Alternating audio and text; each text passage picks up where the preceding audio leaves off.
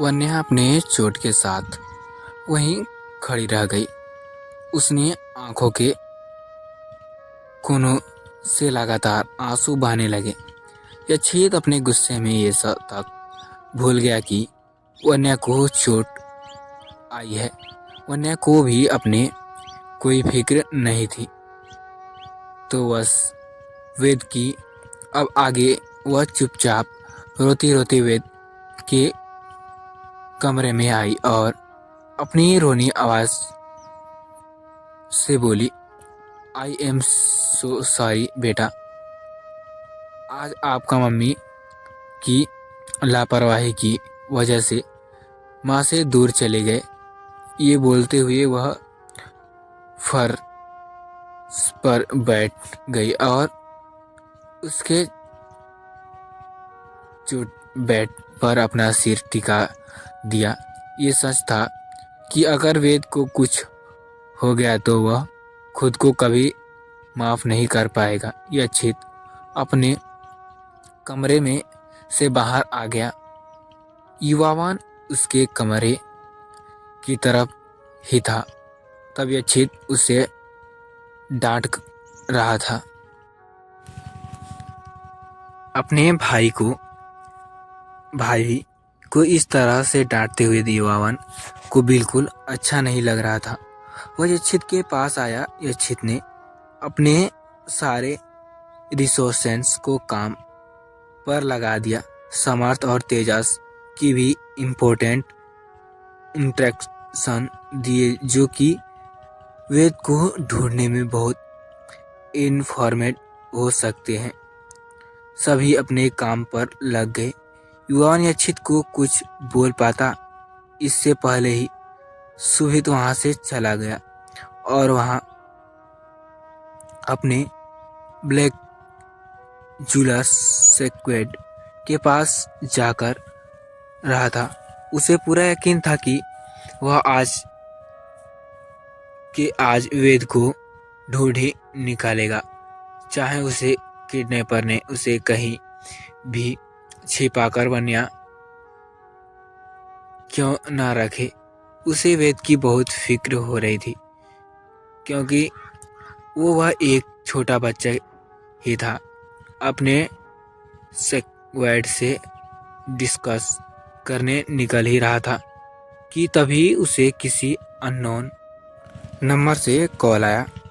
कुछ सोचकर उसने यह कॉल पिक कर लिया। सामने से एक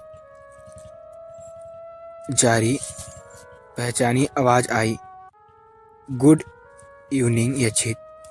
मुझे ऐसा क्या लग रहा था कि कुछ तुम जी जान से अपने बेटे को ढूंढने में लगे हो। यक्षित समझ गया कि यह विक्रांत खन्ना है। वह गुस्से में तिलमिलाते हुए बोला, बातों को घुमाने की जरूरत नहीं है, सीधे पॉइंट पर आओ। इसकी बात सुनकर विक्रम डेविल स्माइल करने लगा और बोला, ये हुई ना बात। यक्षित राजसिंघानिया, तुम्हारा प्यारा बेबी वेद मेरे कब्जे में है। मुझे तो समझ ही नहीं आ रहा है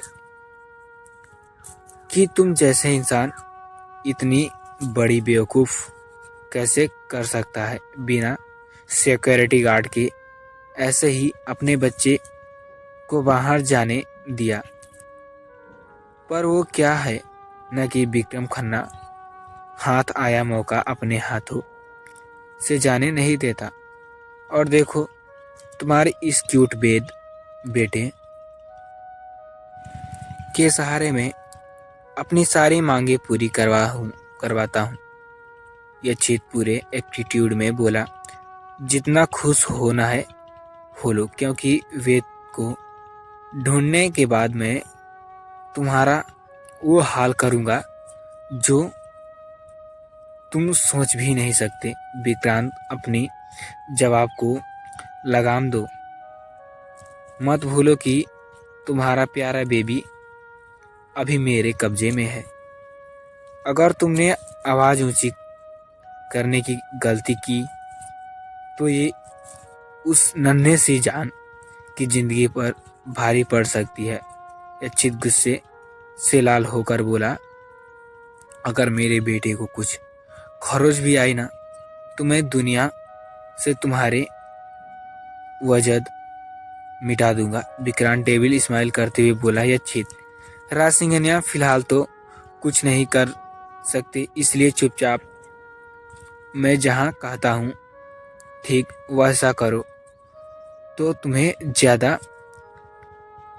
मेहनत करने की ज़रूरत नहीं पड़ेगी और वेद सही सलामत तुम्हारे पास पहुँच जाएगा।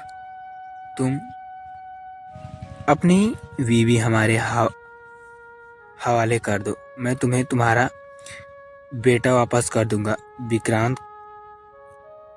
का इतना कहना था कि यच्छित गुस्से में तल मिलाते हुए उस कड़र आवाज में बोला, तुम्हारी हिम्मत कैसी हुई मेरी बीवी के बारे में इतना घटिया सोच रखने की, पर गलती की है तो इसकी सजा मैं दूंगा। तुम्हारे जुबान से टूटते टूटते करते कुत्तों को खिला दूंगा। जिस जवान से तुमने मेरी वाइफ का नाम लिया, बस कुछ पल और चैन से जी लो, क्योंकि फिर मैं तुम्हें जीने लायक नहीं छोड़ूंगा। ये बोलते हुए यच्छित बहुत खतरनाक लग रहा था। उसने कॉल डिस्कनेक्ट किया और वहां से निकल बाहर गया। दूसरी तरफ वन्या ने अभी तक पानी भी नहीं पिया था। वह वेद की किडनैपिंग के लिए खुद को गुनहगार मान रही थी। उसने भी डिसाइड कर लिया था कि जब तक उससे वेद नहीं मिलेगा वह कुछ भी नहीं खाएगी। उसका ध्यान अपने चोट की तरफ तो बिल्कुल नहीं था। हालांकि खून बहना बंद हो चुका था, पर फिर भी उसे हड्डी पट्टी करने की जरूरत थी। खुले छोड़ने पर चोट में इन्फेक्शन का खतरा हो सकता था, पर उसे किसी भी चीज की कोई सुध बुध नहीं थी। अब तक ब्लैक जुअर स्क्वाड की पूरी टीम चारों तरफ फैल चुकी थी। यच्छित ने ऑर्डर दिया था कि अगर 1 घंटे में अपने बेटे वेद की लोकेशन का पता चाहिए, इसलिए उसने टीम जी जान से इस मिशन में लगी हुई थी। दूसरी तरफ राजवन इंडस्ट्रीज आज एज ए बॉस अनय का ऑफिस में पहला दिन था, इसलिए सभी डिपार्टमेंट के मैनेजर्स उसके लिए फूलों का बुके लेकर उसके ब्लैकवर्म के लिए खड़े थे। नो डाउट दृष्टि के चेहरे के रंग उड़े हुए थे और कुछ दिन तक तो उसे ये हजम लगने में ही वाला था कि अब अनय उसका बॉस है। उसने उसे बुके दिए और ऑफिस में उसका स्वागत किया, पर आज उसका पीए शिवानी एवनेस थी। आज अनय का पहला दिन था, इसलिए पूरे प्रोजेक्ट को संभालने के लिए कोई तो चाहिए था। थोड़ी देर बाद पता चला कि मिस शिवानी जब घर से ऑफिस के लिए आ रही थी तो उसे उस जानलेवा अटैक हुआ जिससे वो अभी हॉस्पिटल में एडमिट है। यह न्यूज़ सुनकर अनय को फेस एक्सप्रेशन पूरी तरह से सख्त हो गया। उसे समझ नहीं आ रहा था कि उसका ऑफिस ज्वाइन करना और मिस शिवानी पर अटैक होना कहीं आपस में जुड़ी हुई तो नहीं, क्योंकि दुश्मन की कमी तो उसकी भी नहीं थी। उतने मिस शिवानी की रिपोर्ट ली तो पता चला कि उनकी हालत अभी सीरियस है, इसलिए उन्हें रिकवर होने में कुछ महीने का वक्त लगेगा। अनय ने शिवानी की ट्रीटमेंट की पूरी जिम्मेदारी कंपनी को दे दी और उसे रेस्ट करने के लिए कहा। अब उसे अपने लिए एक पीए की जरूरत थी। ऑफिस के काम और प्रोजेक्ट को संभालने के लिए अब अनय के पास ये ऑप्शन था कि वह बाकी डिपार्टमेंट मैनेजर्स की परफॉर्मेंस देखे और उसमें से किसी एक को अपने पीए सिलेक्ट करे। जब डिपार्टमेंट के मैनेजर को ये बात पता चली तो खुशी से नाचने लगे। खासकर फीमेल्स मैनेजर तो बहुत ही ज़्यादा एक्साइटेड थी अपनी हैंडसम यंग बॉस की पीए बनने के लिए। अगर कोई नाखुश था तो वह थी दृष्टि। वह मन ही मन बोली, शिवानी तुम्हें अभी भी कुछ होना था, पता नहीं कौन मिस्टर रिवेश की पीए बनेगा। जो भी बने, पर प्लीज भगवान जी मेरे नंबर उनकी लिस्ट से दूर तक न रखें। प्लीज अपनी कृपा मुझ पर बनाए रखिए। लगभग 1 घंटे बाद ब्लैकजुअर सिक्वेट के वेद को ढूंढ निकाला। विक्रांत को लगा नहीं था कि यह क्षेत्र इतनी जल्दी अपने बेटे को ढूंढ लेगा। यहाँ वो अपने सारे अच्छित से अपनी मांगी पूरी करवाने वाला था और वहाँ अब यह क्षेत्र उसे उसके किए की बदौलत सजा देने वाला था। विक्रांत ने अपनी पूरी सिक्योरिटी फोर्स को वेद को कैद कर रखा था, पर यक्षित के ब्लैकजुअर्स स्क्वाड के सामने विक्रांत की आर्मी कुछ भी नहीं थी। पूरी अंडरवर्ल्ड ब्लैकजुअर स्क्वाड के नाम से कांपता था और उसका सामना करने के लिए शायद ही कोई पैदा हुआ था। इस बार भी इस स्क्वाड का नाम मिशन कंप्लीट कर लिया था। विक्रांत की आर्मी की टीटियों की तरह चक्कर में वन्या के बारे में भूल ही गया था। यक्षित वन्या को देखने के लिए अपने कमरे में आया। उसने पीछे युवावन और वेद भी आए।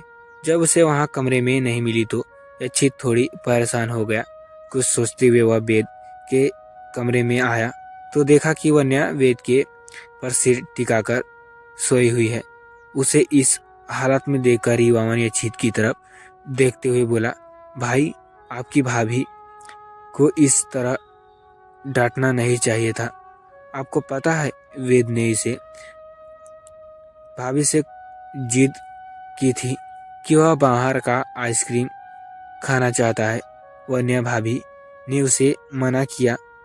मुझे हमारे बॉडीगार्ड्स से पता चला कि जब वह किडनैपर भाभी को किडनैप करने की कोशिश कर रहा था तो भाभी उसके हाथ लड़ पड़ी थी, जिससे उनकी माथे पर भी चोट आ गई। अब यक्षित को अपनी गलती का एहसास हो रहा था, क्योंकि जाने अनजाने में ही सही लेकिन उसने वन्या को बहुत सुना दिया था। वह कैसे भूल गया कि वन्या ने अपनी जिंदगी में अपनी खोई हुई खुशियां उसे वापस की है।